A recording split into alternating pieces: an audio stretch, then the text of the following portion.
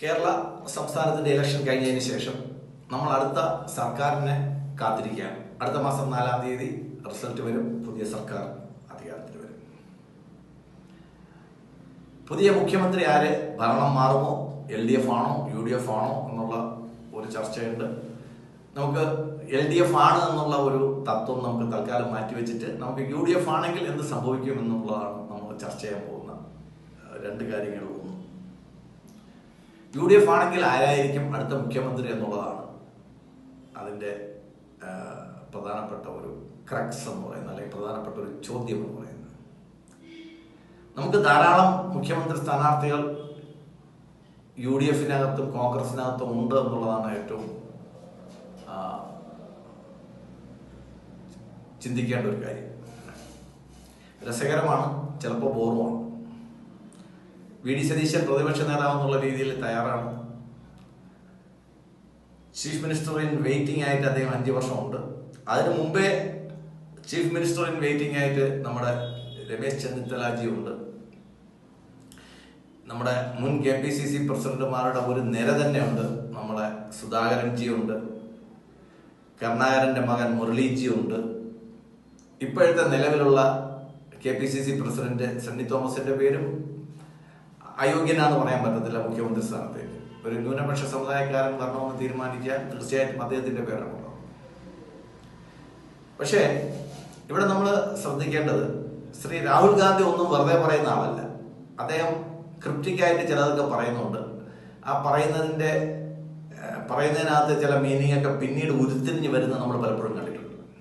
അപ്പൊ ഇദ്ദേഹം ഈയിടയ്ക്ക് കേരളത്തിൽ വന്ന് സംസാരിച്ചപ്പോഴത്തേക്ക് 2 കാര്യങ്ങൾ പറഞ്ഞു. മോഹിനിയാട്ടത്തെ പറ്റി പറഞ്ഞു, ഭരതനാട്യത്തെ പറ്റി പറഞ്ഞു, സംഘ നൃത്തത്തെ പറ്റിയിട്ട് പറഞ്ഞു. കേരളത്തിലെ കോൺഗ്രസ്സുകാർ സംഘ നൃത്തത്തിന് തയ്യാറാകണമെന്ന് പറഞ്ഞു. നല്ലതാണ്, കേൾക്കുമ്പോൾ വലിയ കുഴപ്പമൊന്നുമില്ല.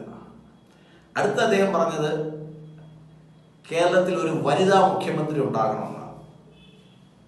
അപ്പോൾ ആൾക്കാരുടെ നിർദോഷികളായ ആൾക്കാർ പെട്ടെന്ന് നോക്കുന്നത് നമ്മുടെ ഷാജിമോൾ ഉസ്മാന്റെ കാര്യവും മറ്റു കാര്യങ്ങളൊക്കെ ആയിരിക്കും ഉണ്ടാകുന്നത്. കേരളത്തിൽ ഒരു ന്യൂനപക്ഷത്തിൽ നിന്ന്, ഒരു മുസ്ലിം സമുദായത്തിൽ നിന്ന് ഒരു ഇടക്കാല മുഖ്യമന്ത്രി പോയിട്ട് ഒരു പൂർണ്ണ തലത്തിലുള്ള ഒരു മുഖ്യമന്ത്രി ഒരിക്കലും ഉണ്ടായിട്ടില്ല. അരിയാടൻ മുഹമ്മദ് ഖാൻ യോഗ്യനായിരുന്നെങ്കിലും പലപ്പോഴും മാറ്റി നിർത്തപ്പെട്ടിട്ടുണ്ട്. അപ്പോ പെട്ടെന്ന് തോന്നുകയാണ്, അതായത് കോൺഗ്രസ്സുകാർ സംഘനൃത്തം ചെയ്യണം. അപ്പൊ സംഘനൃത്തത്തിൽ ചെയ്യുമ്പോഴത്തേക്കും അതിനകത്ത് ഒരു ഹീറോയിൻ അല്ലെങ്കിൽ ഉണ്ടാവാറുണ്ട്, അല്ലെങ്കിൽ ഹീറോ അല്ലെങ്കിൽ ഹീറോയിൻ ഉണ്ടാവാറുണ്ട്. അപ്പൊ സംഘനൃത്തം ചെയ്യുമ്പോൾ ഒരു ഹീറോയിൻ ഉണ്ടാവും. അപ്പൊ അദ്ദേഹം പറഞ്ഞത് ഒരു വനിതാ മുഖ്യമന്ത്രി ഉണ്ടാവണം എന്നും പറഞ്ഞു. അപ്പൊ വനിതാ മുഖ്യമന്ത്രി ആകണം, പിന്നെ ഏതെങ്കിലും ഒരു പ്രധാനമന്ത്രിയുടെ മകളും പേരക്കുട്ടിയും ആയിരിക്കണം എന്ന് മാത്രം പറഞ്ഞില്ല.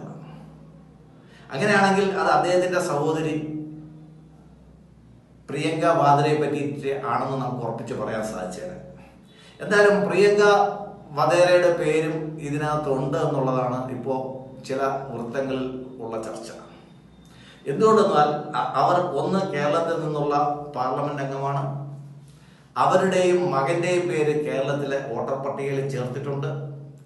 അവർ വയനാട്ടിലെ സ്വന്തമായിട്ട് ഒരു പ്രോപ്പർട്ടി വാങ്ങിച്ചിട്ടുണ്ട്. അപ്പോൾ പ്രോപ്പർട്ടി വാങ്ങിച്ചതിൻ്റെ പുറത്ത് അവർ സ്ഥിരതാമസം ഒന്ന് കാണിച്ച് അവരൊരു ഇവിടുത്തെ വോട്ടർ പട്ടികയിൽ പേര് ചേർത്തിട്ടുള്ള ഒരു സ്ത്രീയാണ്. അപ്പോൾ തീർച്ചയായും മറ്റുള്ളവർക്ക് എന്തുകൊണ്ട് അവർക്ക് കേരളത്തിന്റെ മുഖ്യമന്ത്രി ആയിക്കൂടാ എന്ന് പറയുമ്പോഴത്തേക്ക് ആകെ ഒരൊറ്റ ഡിസ്ക്വാളിഫിക്കേഷൻ ഉള്ളൂ, മലയാളം അറിയത്തില്ല എന്നുള്ള ഡിസ്ക്വാളിഫിക്കേഷൻ മാത്രമേ ഉള്ളൂ. അത് അവർക്കൊരു 2-4 മാസം ശ്രമിച്ചാൽ പഠിച്ചെടുക്കാന്നുള്ളൂ. അപ്പോൾ ആ ഡിസ്ക്വാളിഫിക്കേഷൻ മാറും. എന്തായാലും പുതിയ മുഖ്യമന്ത്രിമാരെ ചർച്ച ചെയ്യുന്നതിൻ്റെ കൂടെ വനിതാ മുഖ്യമന്ത്രി എന്നുള്ള രീതിയിൽ ഒരു ഹീറോയിനായിട്ട്, സംഘനൃത്തത്തിന്റെ ഒരു ഹീറോയിനായിട്ട് നമുക്ക് പ്രിയങ്ക വധേരയെ നമുക്ക് സങ്കല്പിക്കാവുന്നതാണ്. സങ്കല്പത്തിന് ആർക്കും ടാക്സ് കൊടുക്കണ്ടല്ലോ. നമുക്ക് സങ്കല്പിക്കാം, നെഹ്റു കുടുംബത്തിൽ നിന്ന് ഒരു പെൺകുട്ടി വന്ന് കേരളത്തിലെ മുഖ്യമന്ത്രിയാവുന്ന ഒരു കാര്യം ഇന്ത്യയിൽ പ്രധാനമന്ത്രിയാവാൻ പപ്പു മോനോ സഹോദരിക്കോ ഈയിടയ്ക്കൊന്നും സാധിക്കുമെന്ന് തോന്നുന്നില്ല. അവരുടെ ഈ തലമുറയിൽ സാധിക്കുന്നില്ല. ഇനി 2-3 തലമുറ കഴിഞ്ഞ് വന്നാലേ ചിലപ്പോൾ സാധിക്കത്തുള്ളൂ.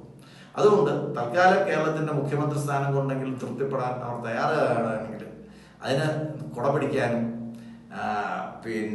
കുരവയിടാനും മന്ത്രം വായിക്കാനും ഒക്കെ നമ്മുടെ കേരളത്തിലെ ഈ മുഖ്യമന്ത്രി സ്ഥാനാർത്ഥിമാർ എല്ലാവരും തയ്യാറാവുമെന്നുള്ളത് ഏറ്റവും വലിയൊരു രസകരമായിട്ടുള്ള കാര്യമാണ്. എന്തായാലും നമുക്ക് പുതിയ മുഖ്യമന്ത്രി വരുന്നത് വരെ ഇത്തരം അഭ്യൂഹങ്ങൾ എയറിലിരിക്കട്ടെ. നന്ദി, നമസ്കാരം.